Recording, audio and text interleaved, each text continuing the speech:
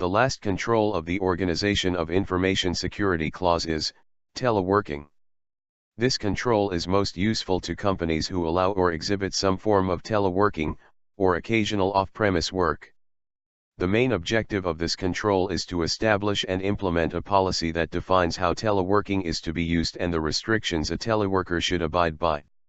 For this policy to be effective, several security measures should be in place to protect information that is processed, accessed or stored in teleworking environments. The physical condition of the teleworking environment should be secure. For example, working in a place where an information system could be physically compromised or even stolen should be avoided. Although an organization can't be there with every teleworker to check his environment, awareness and adequate disciplinary actions should be managed. If the teleworker needs remote access to the organization's resources, measures such as encryption or multi-factor authentication should be implemented. Virtual desktop solutions prove as a good security measure for such purpose as well. The teleworker should be careful to what wireless networks he is connecting to.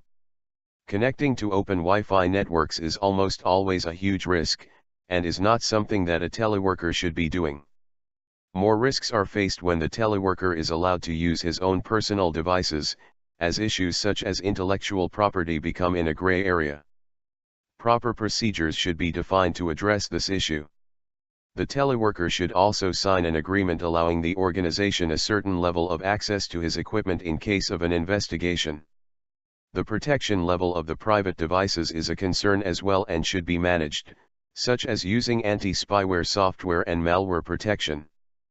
Provisions for data backup and business continuity should be made, and the remote information systems should be properly and constantly maintained.